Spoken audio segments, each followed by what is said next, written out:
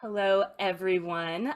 My name is Amy Todorov. I am the managing director of the League of Independent Theater. Thank you so much for coming to this New York City Town Hall in support of Ukrainian performing arts. I see all of our attendees are piling in. I'm going to say this many times today, but thank you so much for giving up a little bit of your time for something that I think is the most important thing that we can be doing right now. I am in New York City, but people are coming from all over. So this is my morning coffee time, but I know other people are preparing dinner or having their afternoon meal. And I just appreciate your presence so much. It looks like we're ready to go. So I'm going to get started with the official beginning. As I've said, my name is Amy Todorov. I am so glad you're here. As an accessibility check, I am a white woman with she, her pronouns, dark hair with a little bit of silver in it. I am in front of a large leafy plant, but my background is blurred a little bit. Closed captioning is available on this webinar by clicking on the closed caption button at the bottom of your screen for anyone who does need it. We are gathered today in a virtual space across many time zones, but also many borders. I live in New York City, but specifically in Harlem on the unceded territory of the Munsee Lenape people. New York City is the rightful homeland to many indigenous peoples, the Wappinger, Carnacy Lenape, Lenni Lenape, and Lakawe, among many others. Each is a specific and unique culture with their own system of government, rituals of worship, art, and identity. And we acknowledge that many of us are able to more fully participate in our society because we have access to these natural resources that belong to these people. That fight against colonization continues today. You are taking part in that fight by being here today and opening your hearts to the stories of these brave artists who are joining us from across the world, but who are also fighting against their own cultural annihilation. At this time, I would like to invite our friend Viktor to say a few words. Thank you for joining us. And just before we start sharing our stories and talking with you and meeting with you, I wanted to say that I'm grateful for your invitation and for ability to be here, but also I want to, for us, all of us, to acknowledge our ability to be present here. And I'm speaking about not only the victims that are already like thousands of them of this war that is happening, but also to the people that died and defending us already and defending us not only as Ukraine, but as a democratic world somehow in Europe. And to acknowledge this with the minute of silence, I think it's important just before we start.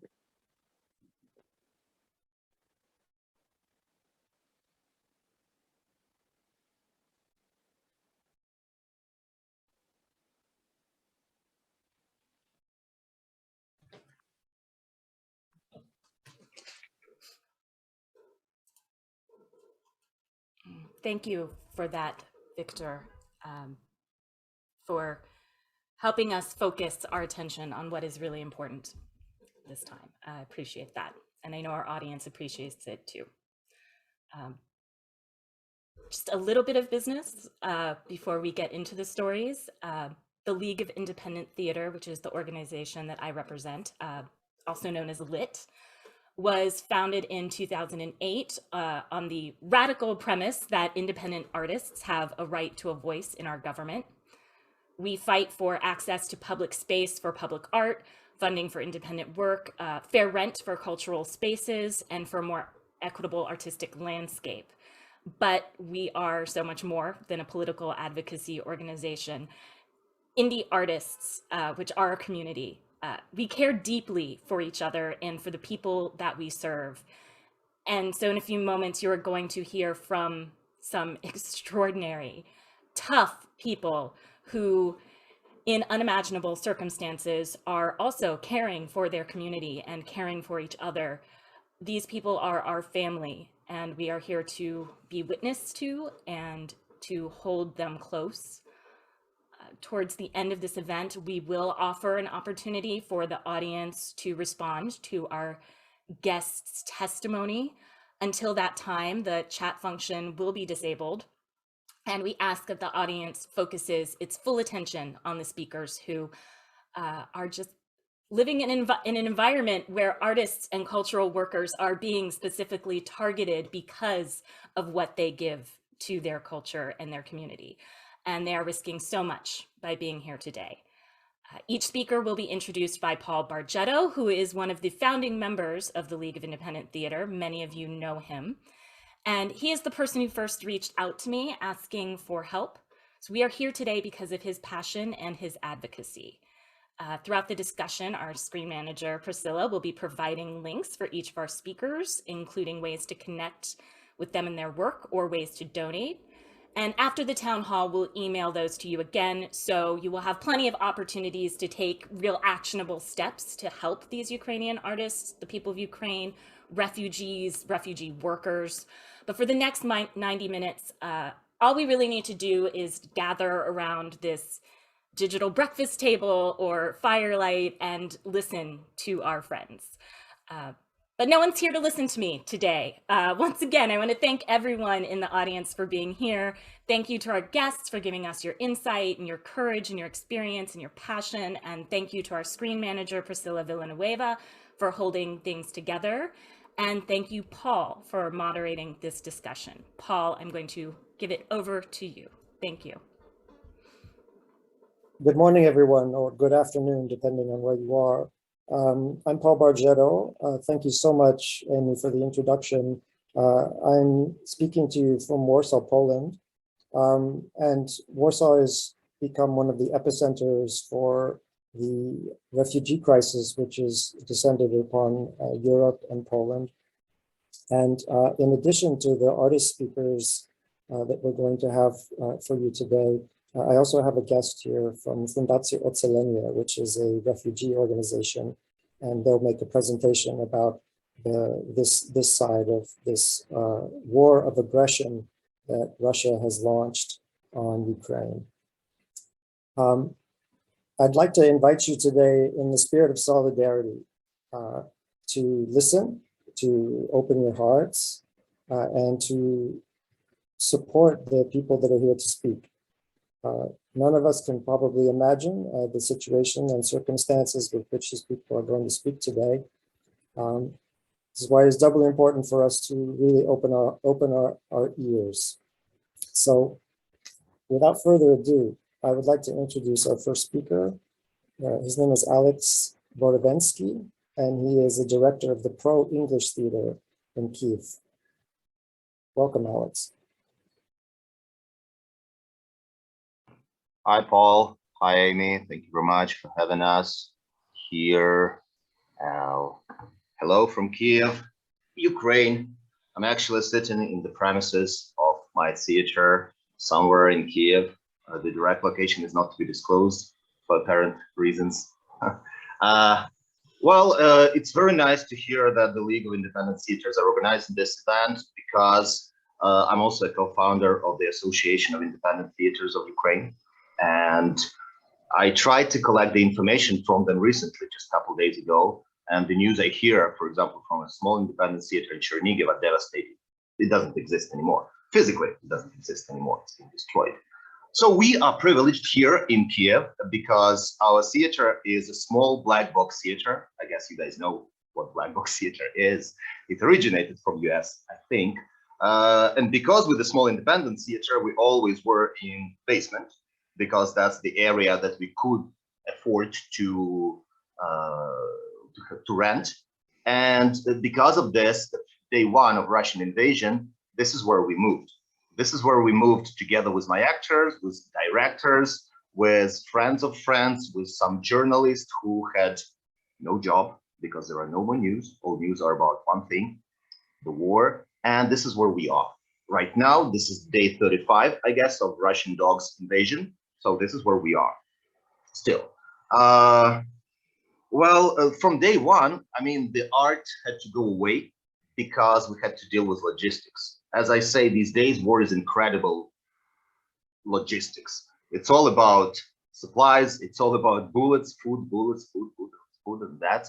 And we were standing there recording the messages to the world in different languages because we people of art, that's what we do. We are standing there under sirens on day one and talking to the world in different languages. This is happening.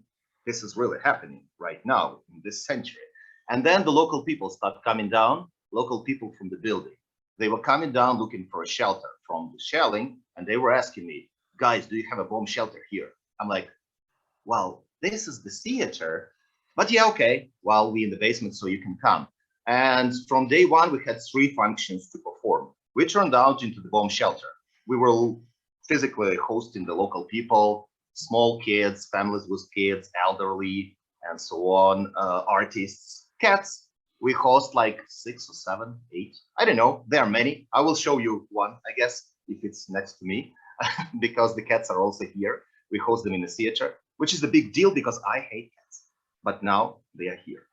So that was our first function. Second function, as soon as we figure out the logistics and send the little kids away and the oldest people away from Kiev, we started deal with the help because everybody wants to help these days. All Ukrainians are tremendously united in this. And we started deal with volunteering help, delivering medicine around town, delivering food to the old people who couldn't leave and so on. And this is what our actors do. We got a couple of cars, we travel around Kiev, we do these things, and we find it important.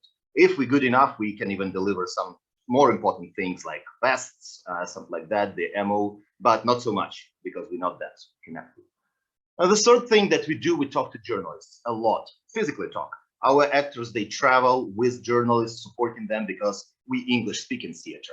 So we have this opportunity to speak different languages, and we speak to all international journalists together with them. Some of our actors and some of them you'll see, they go to hotspots like Irpin, which is a suburb of Kiev, small town that's practically destroyed by now. And we see much more than from here, from the bomb shelter theater. So we see much more with our eyes. This is the 3 things that we do, but the art don't stop. It was tremendously important for me that art wouldn't stop under war. Because believe it or not, art appeared to be the most fragile structure. It was destroyed from the first announcement, from the first sound of explosion. All actors just separated. All theaters practically stopped their existence. Some actors went to territorial defense. Some actors went to be the soldiers in Ukrainian army. Many actors escaped the country or went to the west of Ukraine where it's not that heavily shelled. But the theaters practically, I guess in Kiev, we're one of the few theaters that's still like a venue that still operates. And we started rehearsals. I guess day 3 or so, we started rehearsals and we actually put down 1 performance already. We performed it here from a bomb shelter and we streamed it around the world. And I'm giving the floor to Tanya Shelepko, the theatrical director, a part of ProEnglish Theatre, and she staged Harold Pinter, and she'll tell you more about it. Tanya, she's here, she's coming. Hi. Okay. Hi, my name is Tanya Shelepko. I'm a theatre director here, and I did stage the performance. It's called New World Order. It's a 10 minutes performance based on the play of Harold Pinter, the same New World Order, written in 1991. And then I don't know how many people staged it, but I'm sure that Harold Pinter himself did. Yeah, this is what we did. We were preparing for I guess less than 3 weeks. There's not too much material, and we were preparing these performances during the curfew when all the actors and myself came back to the bomb shelter, because to the art shelter, right? Yes. Yeah, so during the day, guys were volunteering, me as well. We were bringing food, bringing stuff wherever it has to be brought. And then during the curfew, for the first 2 days, it was quite hard. 3 days, or I don't remember, 5 days rehearsals. That was quite hard to do it because we were coming back tired and not really thinking about art, but somehow there was this turning point when we realized that it is important to let the art work. So you can still watch it on our Facebook page, ProEnglish Theatre Facebook page. It's still available there, and even legal from Harold Pinter Estate. So you're welcome. Thank you, Tanya. Thank you, Tao. Thank you. I'm coming back with the cat. I promised you the cat. Here's the cat. I don't know the name. Cherry. It is Cherry, I guess. Yeah, and the second performance that we're gonna do soon, I'm rehearsing the production based on Markus Zusak's book. Probably heard about it. It's called The Book Thief, and it's a big story, like a novel. And I'm making a short mono performance, solo performance, and it's called The Book of Sirens. And the sirens are these sounds that you hear every day. And we're gonna perform it. We're gonna premiere it on the 9th of April. It's gonna be ready. Everybody's very welcome to watch. We're gonna stream it or partner up as the streaming partners. That's incredibly important that the people see it these days. All right, so that's the point. And because the theater that's full of creative people, you know, here with the curfew, with the shelling and everything, everybody wants to, you know, keep creating art, not only performance, songs, poetry, and everything. And right now I'm giving the floor to Alina Zevakova for like 3 minutes, I guess, a couple minutes. And she will tell you about one of the strongest artistic messages that we did, called Today My Heartbeat is Uneven. Alina? Hello, everyone. Thank you very much for attending. It's really important for us that people keep hearing about everything that's going on. I myself was an actress before everything started, and I worked here in ProEnglish Theatre, also in film industry. And since the beginning, since the first day, as my colleagues already mentioned, we started figuring out a way how to cope, how to help and volunteer. And right now we are almost every day outside myself with journalists on the hotspots. I've been to European today, seeing all the evacuated people. It's really no words can describe what we see with our own eyes. But before all that, in the first week, when everybody was mainly, not only at night, but during the daytime, in the subways, in the bomb shelters, underground, we all tried to figure out what we can do while staying safe here. And one of the actresses of our theater, her name is Katerina Khazroshina, wrote a very beautiful poem that we got from the bomb shelter where she was located. And we, with our abilities here with the professional light, with camera, we recorded it. And I would like you to, one more time, to say it out loud, because it's important that art is a statement nowadays. So here it goes. Today my heartbeat is uneven. Seem drunk to eat, seem drunk to sleep. They came to free us from our freedom. Their means of helping, mistletoe. 8 years ago they came from east, and world stood watching from the side. And now we have to pay for this, for staying ignorant and blind. I've never been a cruel creature. My heart is numb, my head is swelled. I'm tired of constant speeches, Russian worship, go to hell. My angels wide awake above, and I'm blessed to stay alive. Yet, I had to learn to say goodbye to those who helped us to survive. No hatred left within myself. There is no sadness and no fear. My body is an empty shell. Turns out I'm not made out of steel. One morning, I'll wake up to peace. I'll sleep tonight. I'll smile for day. Yet, I'll remember all of this and those who stood for our people. Thank you for your attention.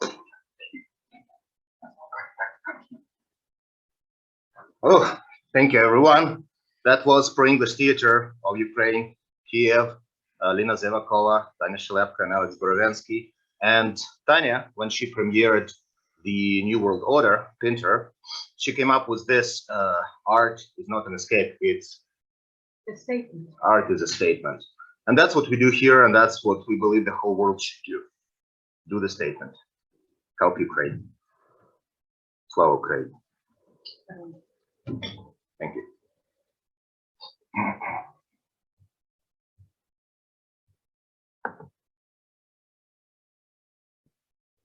Thank you so much, Alex. Thank you, ProEnglish Theatre. Very moving testimony.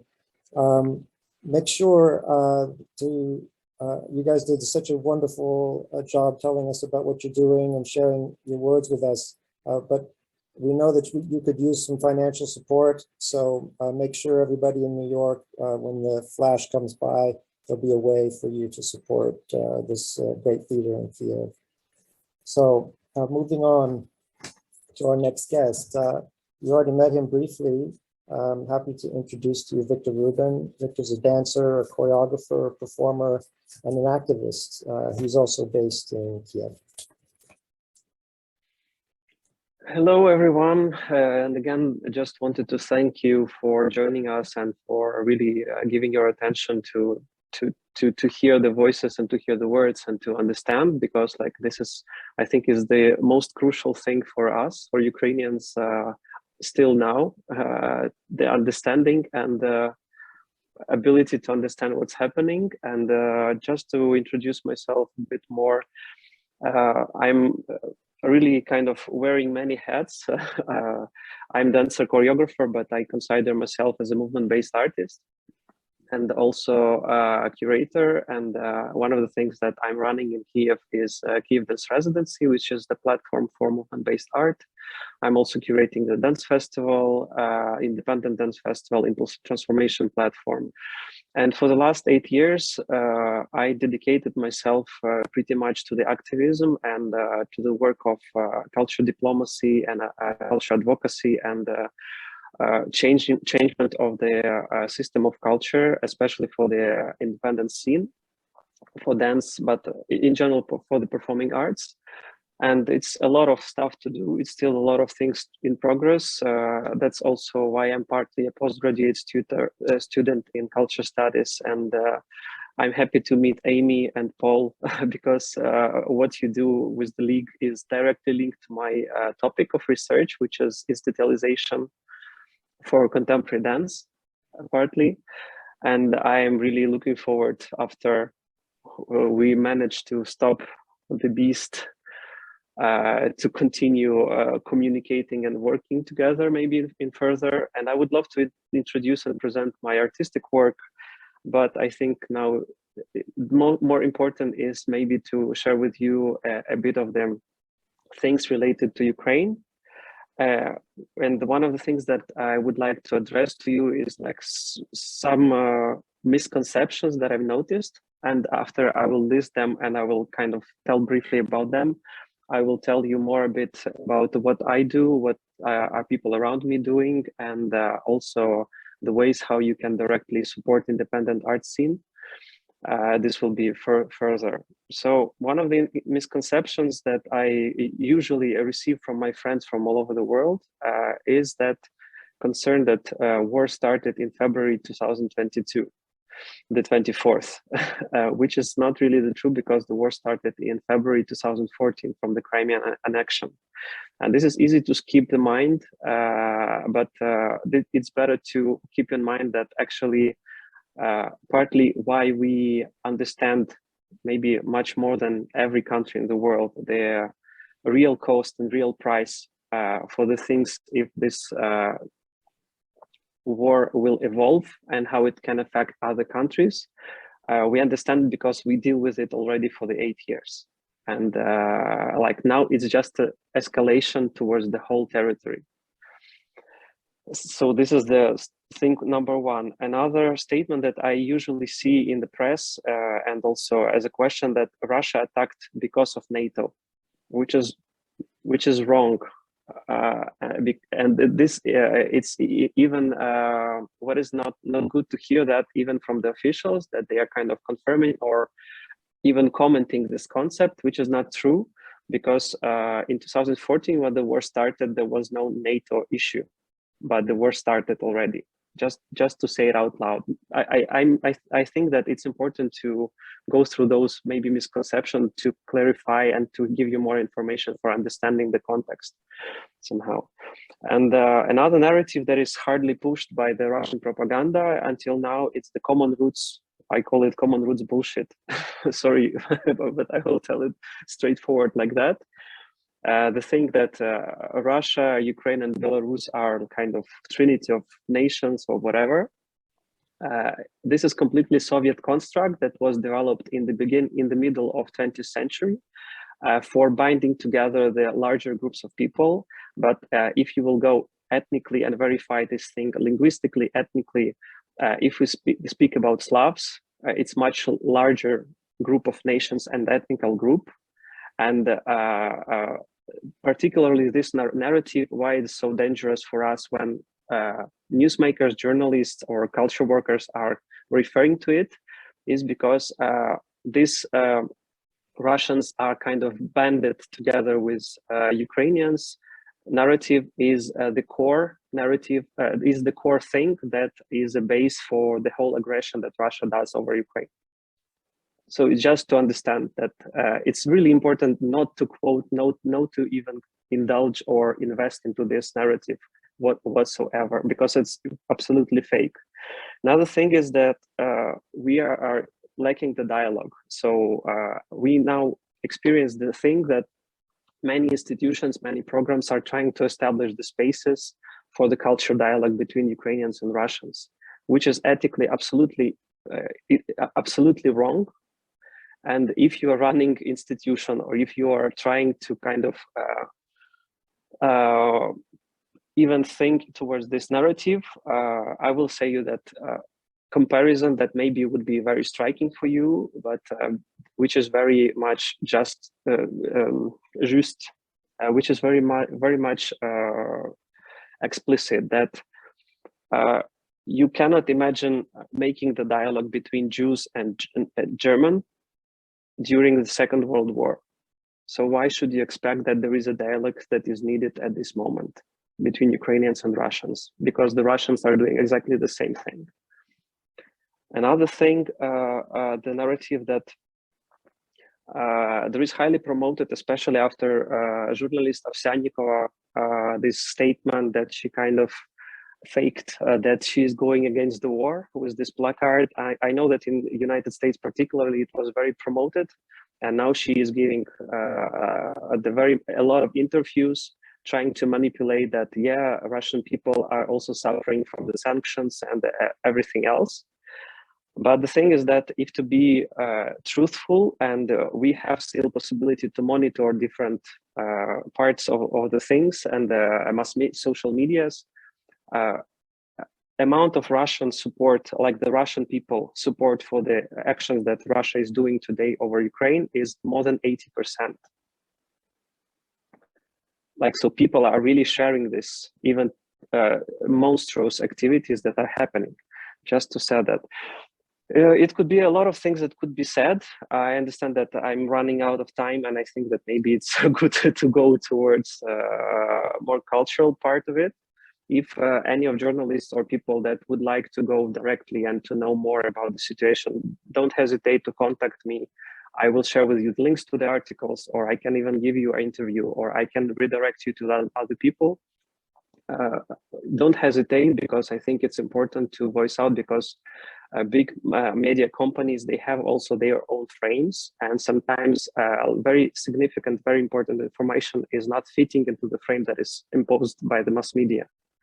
So if you want to have a really like from the field information, don't hesitate to contact. And speaking of the things that me and my company are doing, one of the things that could be interesting for you is that I did an open call, and we gathered a lot of the links for the works of the dance and theater plays and companies, independent companies that shared their works, the videos, for free to kind of make a visibility for Ukrainian actual scene abroad. So if you're organizing any screening events, or you want to kind of make connection with the refugees from Ukraine, and also give them kind of content from here and that you can become familiar with as well, don't hesitate to contact. I will share with you the links of that, and if you will need the selection, I can make it as well.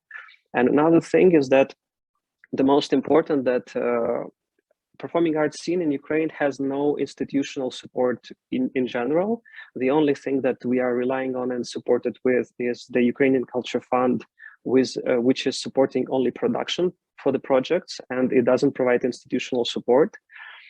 So basically, performing arts scene is relying on the things that they are doing, little jobs or side work, or applying for kind of small grants from all over the places, and rely on distributing their means and the resources that they have from the projects to survive. But when the situation started, and the bombings, I mean, a more active phase, a lot of artists from independent scene decided to stay in Ukraine, because we feel that it's very important for us to fight as much as we can with the things wherever we can and how we can. And the problem with this is that we cannot, we can invest into the things, we can volunteer, we can do, as Alex said already, search for the medical care, or going to the territory defense, or helping with logistics, or many other things. Like the most crazy thing that I was doing myself, I can tell you that it was organizing and coordinating volunteers to send messages to Belarusian soldiers and their families with the actual information, so they don't come to here. Because we had from Belarusian partisans contacts to them. For example, we are doing this kind of things, yeah? So it's a lot of challenge that we have, and we are grateful for the humanitarian aid, and we are grateful for the things that you deliver with in goods, yes, to Ukraine.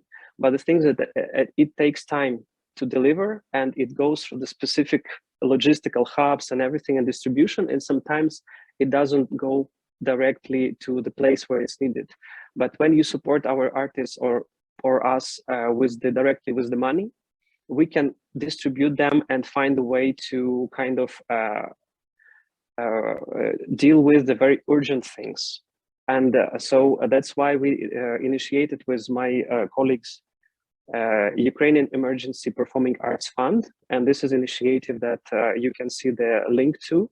And we are fundraising for giving donations to the independent artists from the dance and the theater field directly, so they can manage themselves how to distribute them and how to deal with them.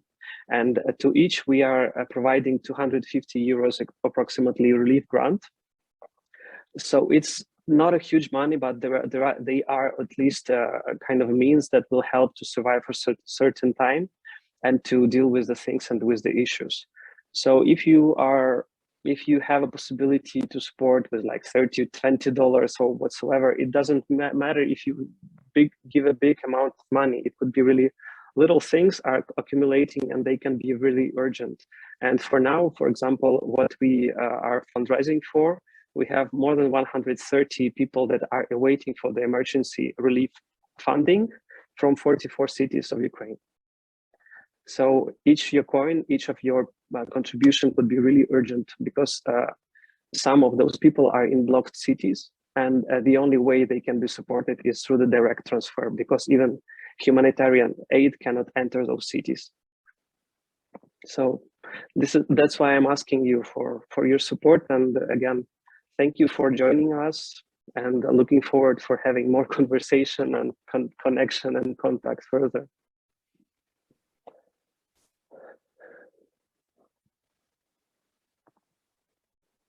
Thank you so much, Viktor.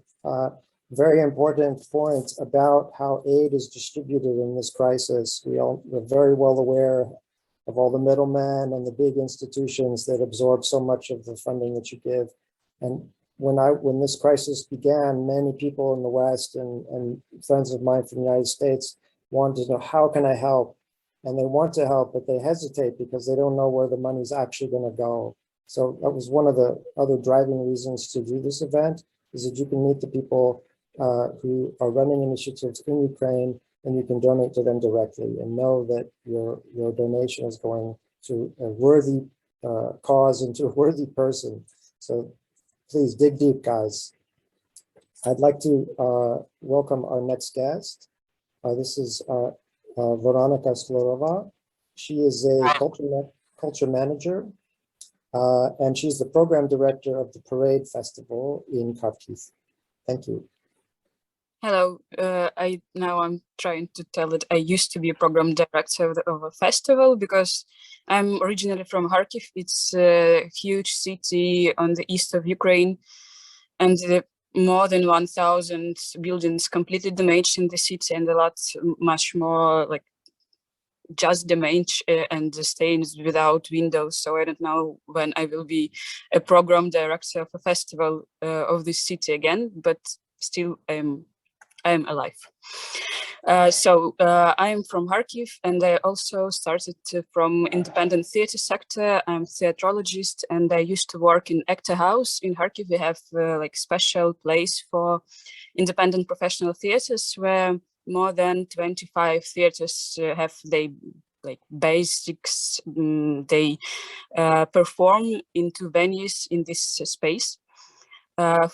And then after I quit this job, I found my own festival. It's called Parade Festival. It's not only theater festival, it's mostly dedicated to right to the city, to, I don't know, civic society awareness raising, because Kharkiv is city very close to Russia border. We have 38 kilometers from one side of the city to Russia, and now it's destroyed a lot from the Russian territory, and our army are not allowed to make our city more safety because it's too close.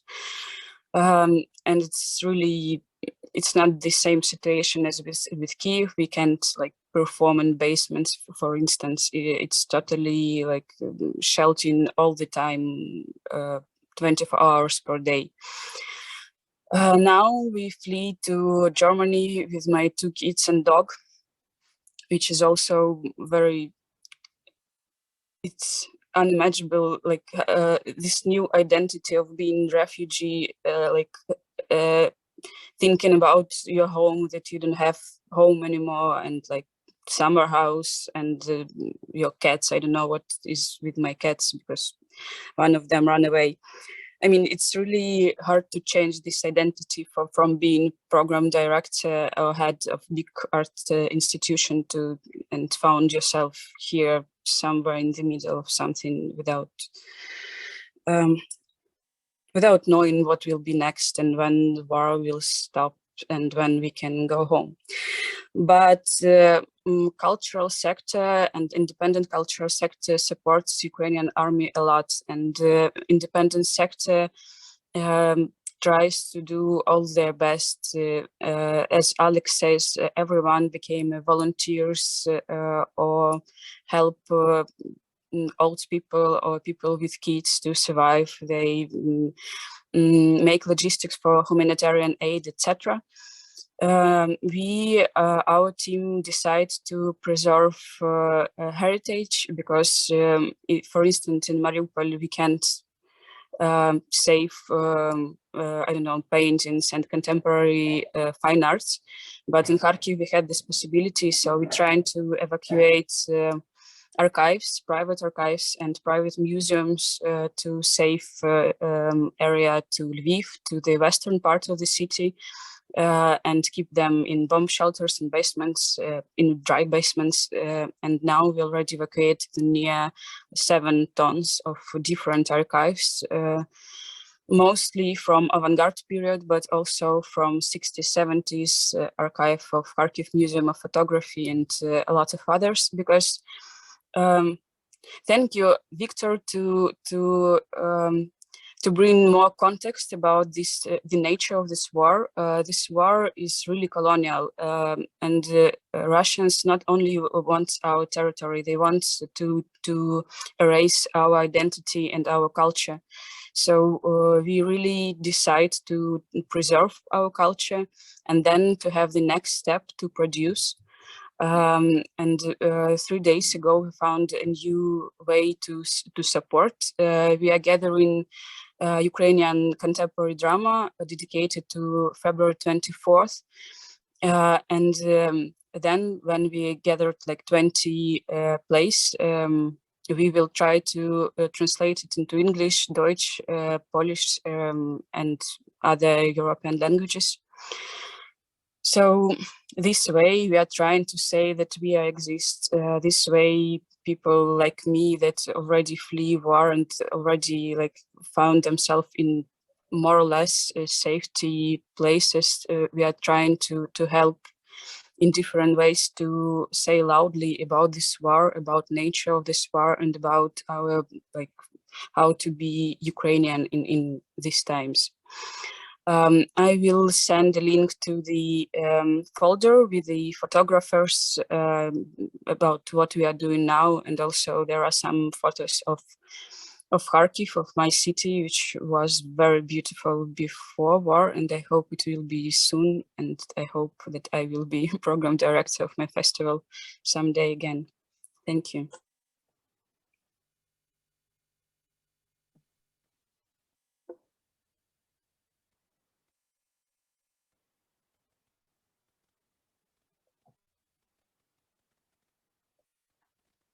Thank you so much, Veronika. And I also would like to extend my special personal thanks to you for introducing me to so many of the artists who are here today. Veronika was my contact person into Ukrainian culture field. So thank you so much again for that, for introducing me to some amazing people that I really look forward to collaborating with in the future. And the initiative that Veronika just mentioned, please have a look at that. We'll get you the document and you can start to find those plays. It'd be great to get them all in English, and it'd be great for the independent scene to take the lead and do some stage readings and make these plays come to life. I'd like to introduce our next guest. His name is Piotr Armianowsk. He's an artist, performer, director, filmmaker, video artist, and virtual reality artist. Really cool guy. I had a wonderful time talking to him and getting to know his work, and I look forward to introducing him to you now. So, Piotr, hello everyone. Thank you for your attention, for your support. These days were planned audio walk in Kiev in the frame of a festival about Kiev cinemas. But I visited today my colleague in a hospital after he's been injured by Russian bomb. And being in hospital, visiting a friend, the main task is to be positive and try to inspire him. So I would try to share with you some thoughts that is important for me, and in some case, in some way, it's easier to be. You see, we have right now in Kiev internet, water, and we have where to employ our efforts, our time, and read press and news. So it's in some way easier. I'm originally from Donetsk. I grew up there. I photographed to theater there. We did international theater festival, Art Alternativa, and also cinema festival. But it was years ago, and for me personally, yes, this February, this excavation of this war, I was calmer than others, because I already have seen that people, the sirens and bombs, So I said, yeah, you don't need to panic now. It's okay. It was till the moment when Russians start to bomb civilians, yeah, precisely as drama theater in Mariupol. But inspiring and yeah, very positive things is this feeling of unity that we have yeah, now in Ukraine, at least. Yeah, I heard it from many people. Because before we have a phrase that where to Ukrainians there are two hetmans. Yeah, it was hard to find some commons, but now all these different political, language, cultural differences, they step out. Yeah, and we are united, and we try to defend. We are defending our country by all different ways, as Viktor mentioned here. Also, this sending messages to the Belarusian or cyber war with Russians. I'm doing also volunteering to help people around. And Paul mentioned virtual reality. For last couple of years, I did some projects, and I have my VR headset, so I bring it to the shelter and make a presentation there for kids, for teenagers, and it was a big joy, because for these moments there is a siren, but this kid is in VR, in another reality, and your first experience of it. So yeah, it's an old question for me, since this last 8 years I visited cities like Avdiivka on the front line, and they were aware, they try to solve this issue. And also for me, the issue that I try to develop and research, because after the occupation of Donetsk and Luhansk, if I would come to my home city, then I would be tortured and be imprisoned because of my active position during Euromaidan and pro-Ukrainian meetings that we have. So I try to realize in this feeling of, yes, that you don't have your home, you lose it, you can't go there. I deal with it for 8 years. And yeah, through the film, some performances, and one of the virtual reality in Poznan also was about home, about seeking home. Yeah, also imagining what would I do if I would be tortured? Yeah, because I don't reading the news from Donetsk, from people who were kidnapped. I don't have any illusion about this high culture of Russia, that they black tie or something like this. They were torturing people, Gulag and Nazi concentration camps. It's for me, it's also very similar. And Viktor mentioned.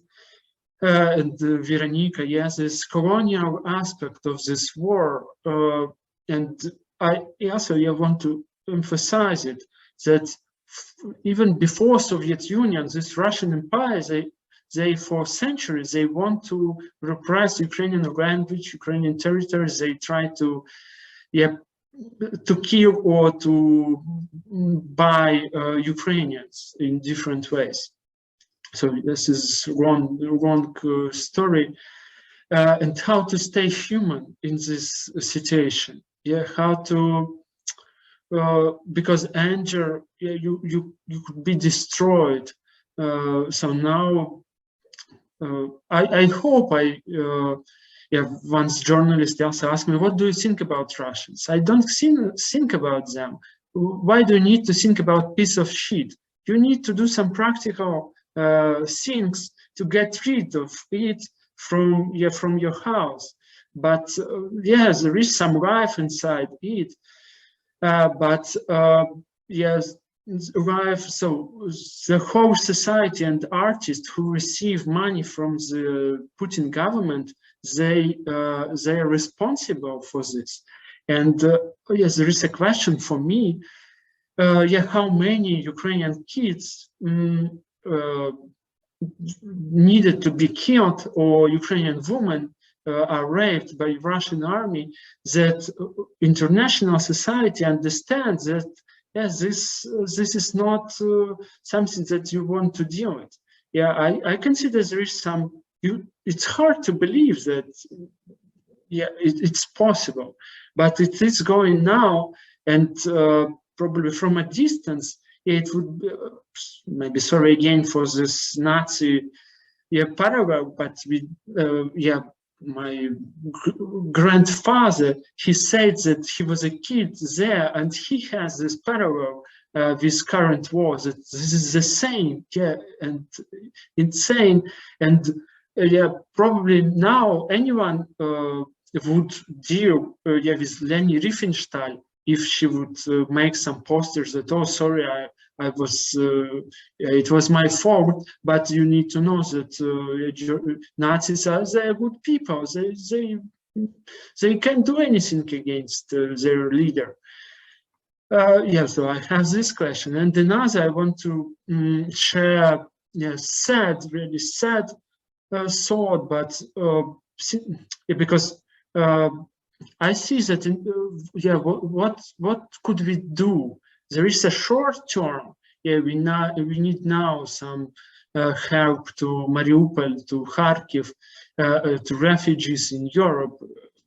It may be open border to US, but also there is a question of a longer term. Probably some of you were donating money already to support Ukraine. To big international institutions like Red Cross and the United Nations. But it's a strange thing that Red Cross, they help Russians to forcibly evacuate Ukrainians from Mariupol, to evacuate them to Russia territory, where they are not treated well.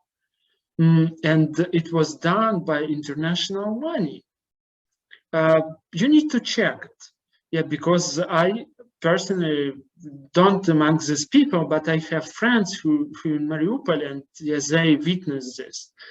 And I feel hopeless about this big institutional organization since the beginning of the war 8 years ago, because my friends were kidnapped, tortured, and we were appealing to all these values and organization. What you do, yes, this is civilian victims, and there's we can't do anything. And I read about similar feelings of Syrian people. So maybe we need to consider how do we need to change international security values and mechanism. And this is not so short-run task, but we need to think about it. Yes, that Russia block any decision against them. I mentioned this. So maybe it's not so fun as I planned to inspire you, but this balance, so being here on the place, for example, I was invited to a wedding. In shelters, there is ProEnglish Theatre, they make theatre performances, and in another shelter, another basement, there was a wedding of actors and actor and actress and composer, and it was so strange because we were singing, we were make music jams, and it was such a wave of such sadness, of very deep sadness, and some optimistic. So I consider that this balance of the good, of this happiness and sadness, it's stay in balance, or at least you need to keep it in balance and enjoy some ordinary things that now I don't know, to take a shower. It gives you a very joy, because you don't know if tomorrow you would have this chance. So meeting with the friends, we make a lot of fun and helping others, feeling sad, but we also enjoy life. And my friends in hospital, he listen music and make this friendship with other people who are there, and with doctors. So I would recommend you to send your support, your donation, to the resources that Viktor and Veronika and my colleague Viktoria would share with you. Trust them, support. Thank you.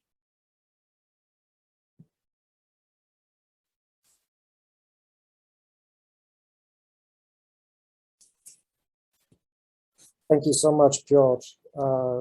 Very moved by everything you said. A lot of truth, and as we mentioned before, be skeptical of the big institutional humanitarian organizations. I think that's a big takeaway from this. We have a very great guest next, who's running an amazing humanitarian initiative in Lviv. Her name is Viktoria Shvydko, and she's a project manager for, I'm going to try to say this even though I've never tried to pronounce this, I think it's Lesia Ukrainka Theatre in Lviv. So big warm welcome now to Viktoria. Thank you. Hi, it was almost perfect, thank you. Yeah, my name is Viktoria Shvydko. I'm from Lviv. I think I'm the most lucky person beside my friends and colleagues here, because Lviv is in the west part of Ukraine, really near to Poland, and in this 38 days, only 3 times or 4 times here was some not bomb rocket attacks, and they were more or less unharmless. So yeah, okay, but my story is really similar to my friends and my colleagues here, because I'm project manager. I'm theater makers since 2012, and I work. I'm also a chief executive director of NGO Art Workshop Drabina. That's why I'm most of my life I've worked like an independent theater maker and with independent organization, and know how it works here in Ukraine. And my colleagues told you the main points of that. It's really not easy, and every year we get some new position and new, I don't know, win in this fighting between state and government institution and independent sector in culture in general.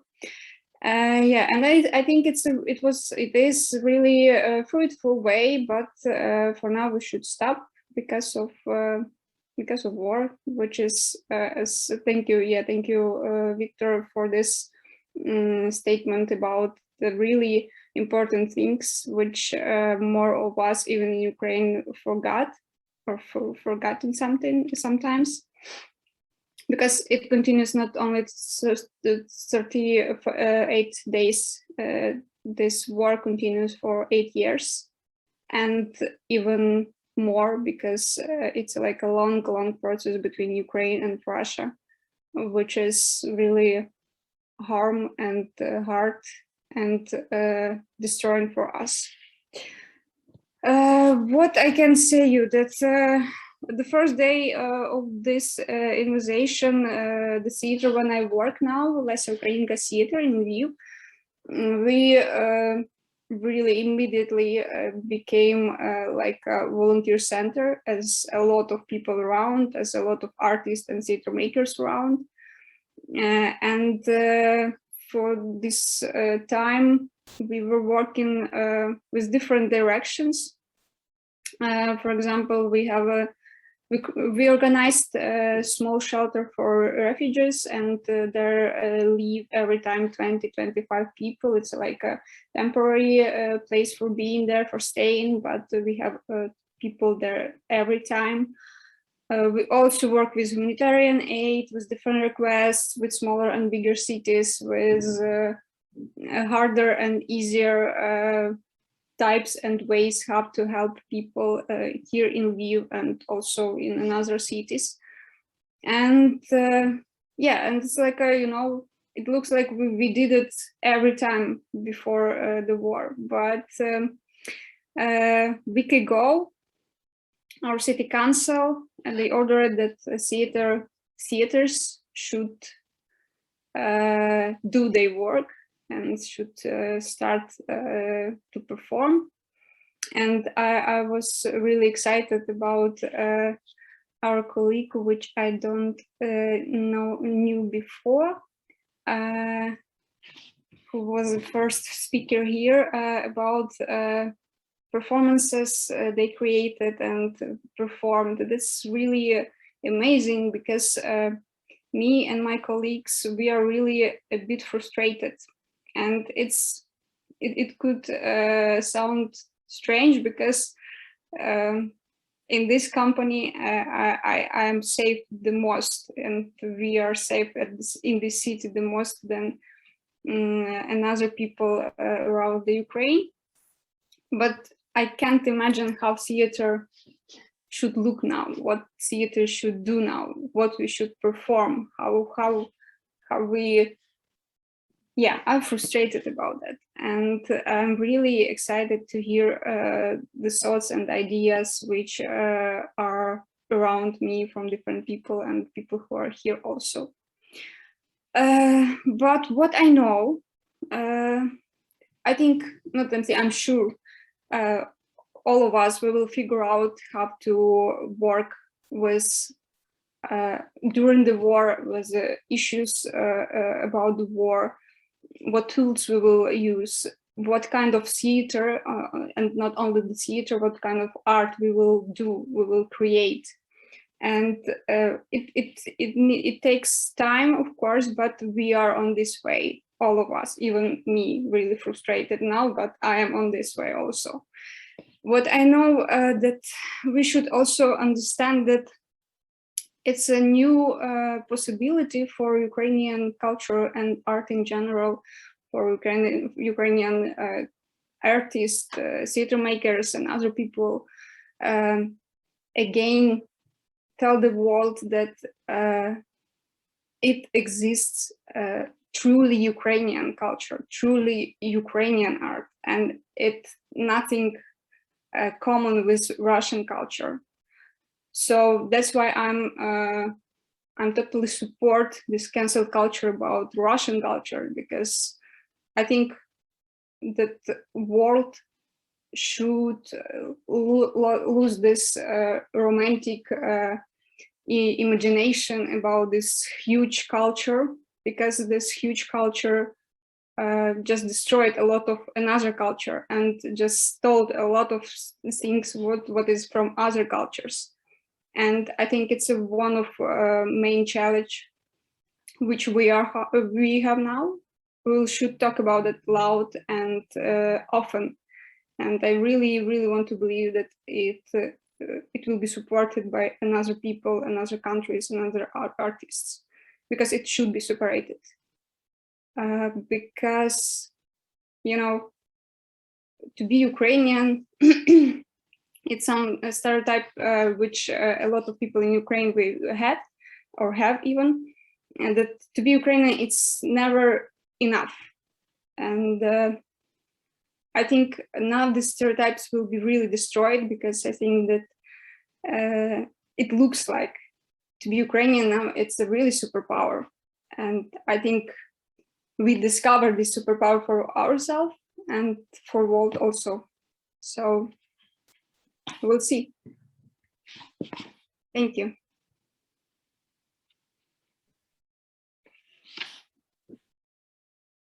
Thank you so much.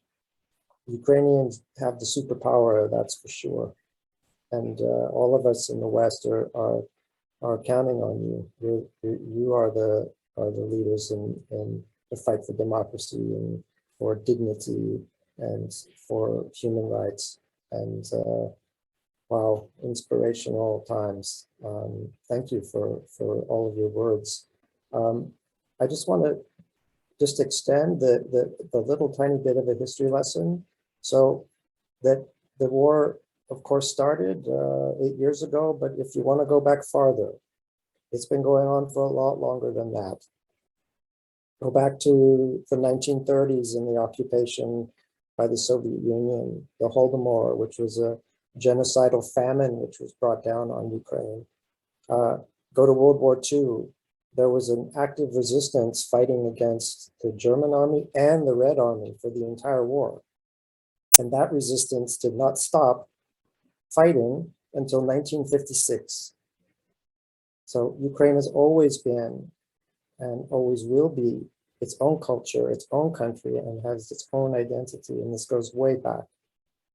So thank you for listening to our amazing representatives from Ukrainian culture. I'd like to switch gears now and introduce our next guest. But before I do, just a brief word. So as I said at the beginning, I live in Warsaw. At the beginning of the war, Warsaw became a prime destination for many Ukrainian refugees.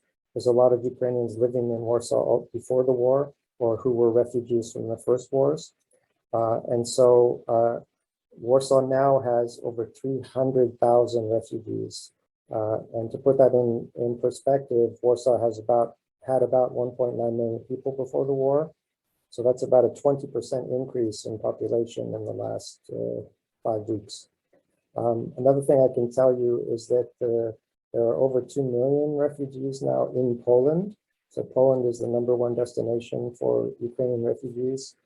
And this is an enormous situation. This is unprecedented. This is the biggest refugee crisis in Europe since World War II.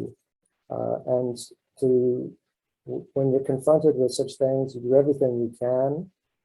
But I decided to go work with the professionals. And I volunteer currently with the organization I'd like to introduce you to, which is Fundacje Ocalenie. They are an organization that's been around for 20 years, working in refugee mitigation issues and integration in Poland. And the representative I'm really happy to introduce is Marianna Wartecka. Thank you.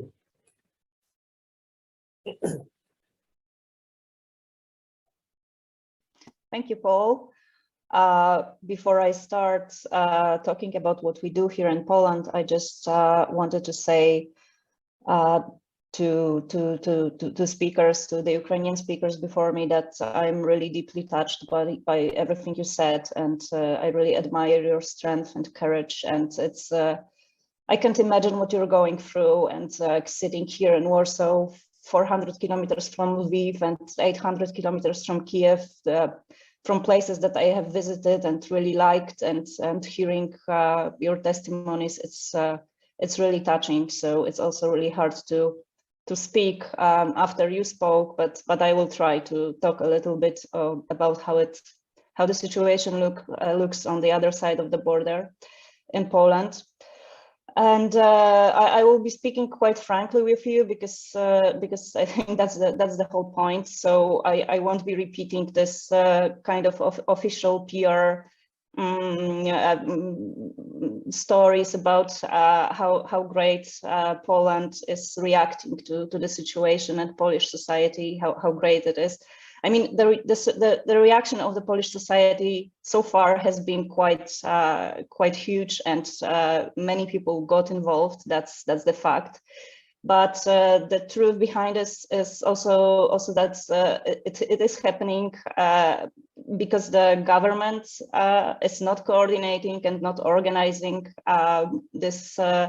this humanitarian crisis in the right way, how it should. That's why the civil society, the NGOs has to step up. And so far, I think we did, but it's going to be a long one, and it won't be enough. If the official policy of the government won't change, it would be really hard for the society and for the NGOs to address adequately the situation that we are dealing with. The problems actually starts at the border and at the reception centers, which are not protected enough. They are not secured enough. The registration process is like wholly on paper. Nothing is digitalized there. Everyone can come in and go out of the reception centers. And it is especially dangerous when we know that we are dealing with a vulnerable group of mostly single women with children. So it puts them at high risk of human trafficking without this security measures that are not adequately implemented in those reception centers.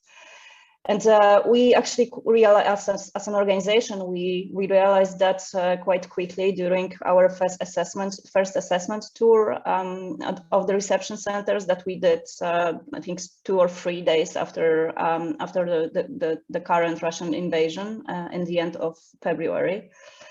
So our first activity, something that we knew that we had to do really quickly, was starting the safe spaces for children at the reception centers that are now operating in 6 reception centers along the border. And I've just had some data. I've got them yesterday, and already 800 children went through the care of the safe spaces that we run in the reception centers. And the goal of them is first to, of course, provide children with these secure spaces where they can rest and a little bit, have fun a little bit, but also so the mothers of those children can rest. That's really important, and also think and consider what to do next, where to go next, what kind of transportation they want to use, because, as I mentioned, because it's not well coordinated by the government or any kind of officials. Everything is private there in the reception centers. There are, buses coming and going, private cars coming and going, and you are there. You don't speak the language. You are tired, and you have to decide: do I get on this car? Do I get on this bus? What should I do? It's a really difficult situation. It's not safe.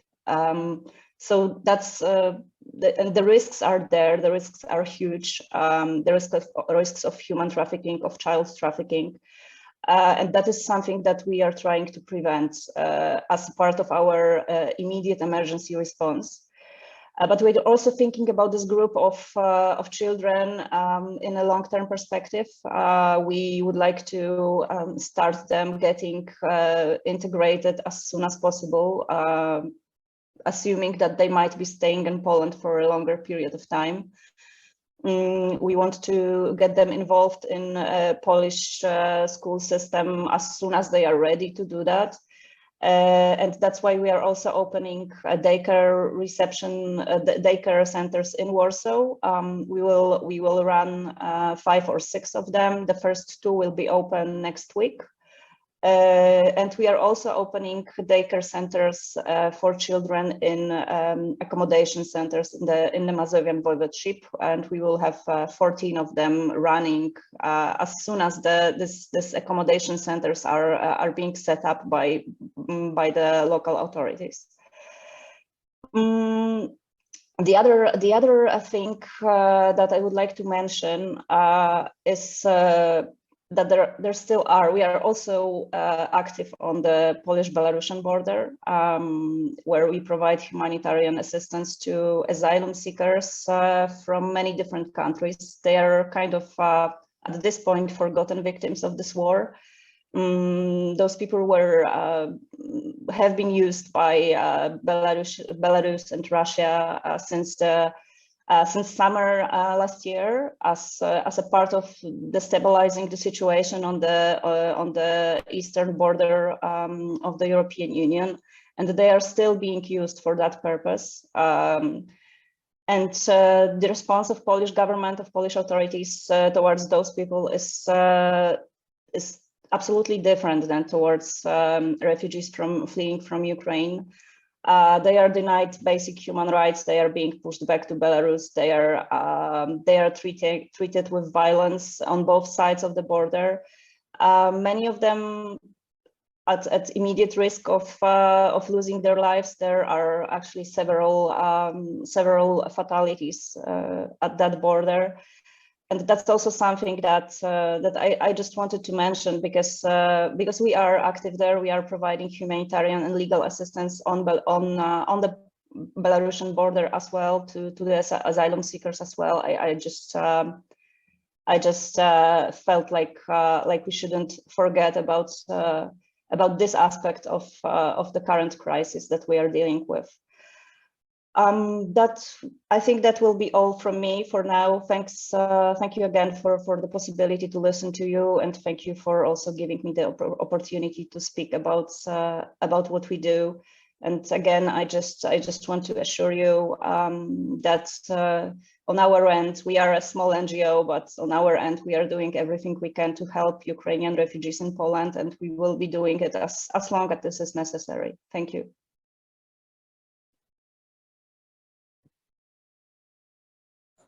Thank you so much. I hope that you've all had a chance now to digest this testimony and think about the situation in a new way. This is a crisis. It's a war. It's not over. It's not going to be over probably anytime soon. The logistics involved in this are enormous. And so are the psychological needs. So thank you, New York audience, and to our friends who are joining us from Europe. Thank you for being here today, and thank you so much for your solidarity. I'm going to transfer this over now to Amy to introduce our last speaker.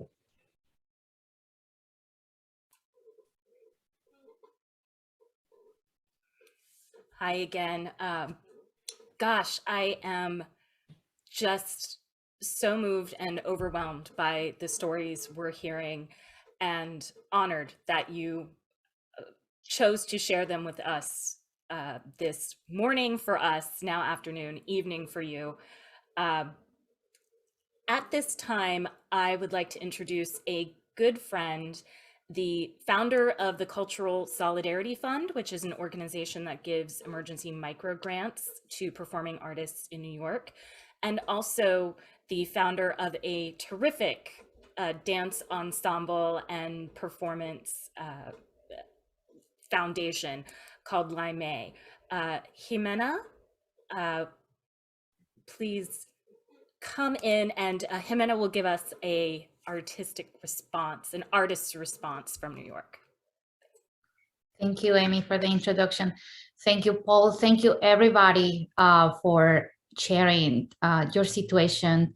I'm just trying to breathe and acknowledge the privilege that I have right now to be here and to be just being able to just reflect and how removed we are, and yet how layered and the complexities that all of the things that you share with us. Thank you, Alex, Tanya, Lena, Veronika, Viktor, Piotr, and Viktoria, and also Marianna for understanding also what's happening in Poland.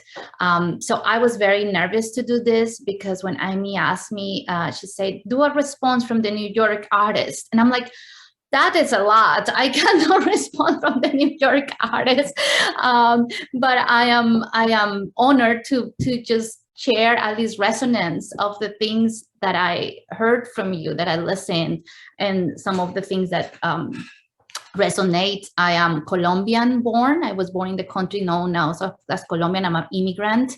I live in the land of the Lenape, now called Brooklyn. I am currently calling from the land of a tribe that called the Sopus, that means a small river.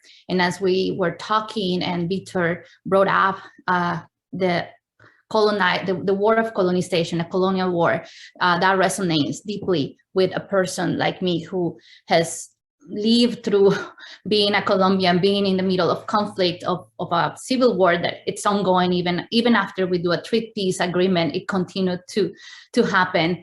And I wanted to acknowledge the labor that you all did with us today, the labor of speaking in the language of the empire and English language, and coming out of with us to explain, to give us a historical and context perspective, and that's a big labor that you're doing, and I'm grateful that you did that for us today.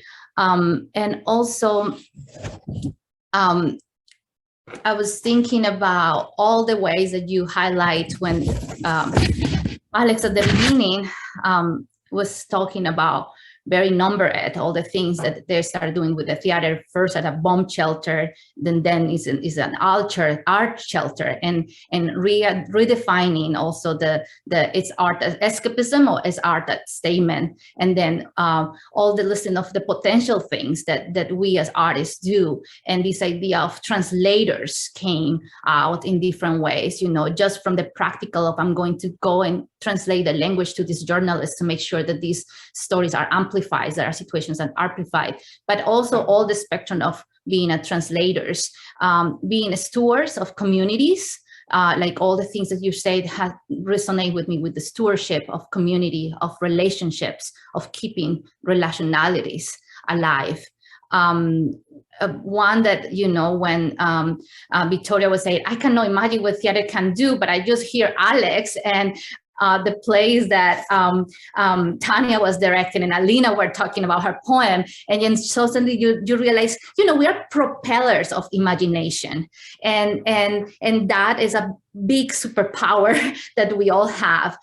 So that propelling of imagination, how it manifests in different ways, but also, when Veronika makes us aware that, in Kharkiv, there is not propelling of imagination because it's been completely destroyed and she's not even there now. And they were shelling 24 hours and they couldn't do the same plays that are happening in the basement. And then it's like this other arrow comes to that moment of the propelling, and then it's shut as well.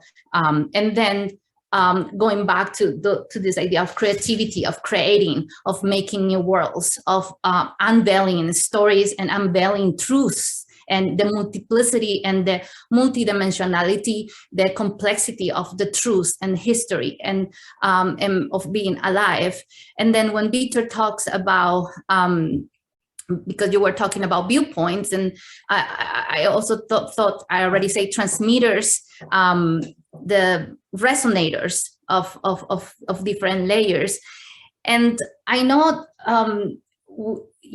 when there's words that appear from Viktoria, tell the world truly what Ukrainian arts, or what it means to be Ukrainian right now, how to be Ukrainian, I think is how you said. But then Piotr also say how to stay human. And I think that question of what it's to be a human right now, it's a simple question, but it's one that it's so important to ponder at this moment. Recently I was speaking with indigenous theater artists from the USA and from the Semiola people, and we were talking about, I was telling her we have to decenter the human, because we need to have more this idea of being with the environment, with being with other beings that are not human.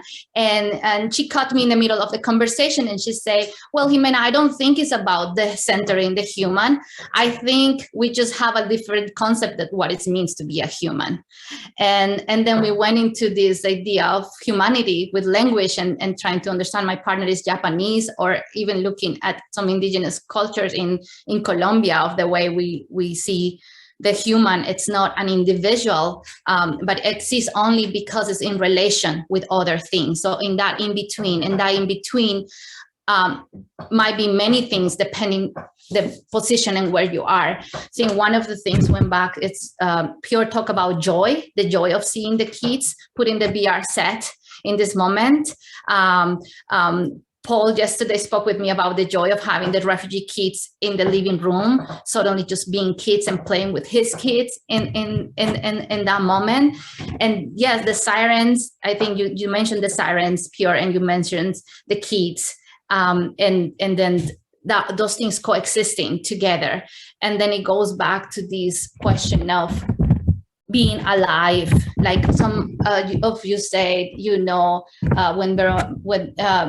Veronika was talking about the destruction of her city and her town and the decimation of her job and living with her kids and the dog and not knowing where her cat is. And then at some point she said, I am alive. And that question of being alive, being human, that's the power. I think that's the superpower that we all have. Yes, I just sent a light to each of you, thank you. You remind us with your words of also that what it's being alive is and being present, and that it's not so simple, and just it's the ambivalence and being there in that moment. So I'm honored and I'm grateful, and I will tell to my New York colleagues that one, like they all say, the support, the direct support that is needed is real. As a founder of a fund, I know that $10 help, like $5 help, $20 help, and that sometimes our community is a community that doesn't have necessarily a lot of resources. So we think that, oh, it's too little. Let's don't think like that. If you can just a bit, just send, there's going to be links that are going to be shared, and also that it's a solidarity, and also what we do by being alive, and what is we do have responsibility, I believe, as being the path we chose of being an artist. We have to define it for ourselves, and then we have to just leave it, and then hopefully I will meet you all one day in different circumstances, and I'll have a place at Cave in New York, in Brooklyn. You're always welcome. I'm sure we're going to have more dialogues behind this Zoom, and courage to everyone. And I know that everybody is different circumstance and a different kind of pain. So thank you so much, everyone. And thank you, Amy and Paul.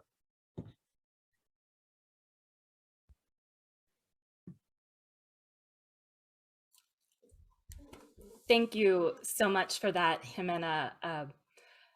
You didn't seem nervous at all, and I really appreciate that, though it is an impossible task that I set before you to give the full response from the New York community. You did us proud, and I think reflected back what a lot of us are feeling in this moment. We are wrapping up our time together, and as we do close out this time, we do want to offer up a way for the audience that is out there to respond to what you've heard today, what you've seen today, what you've felt today.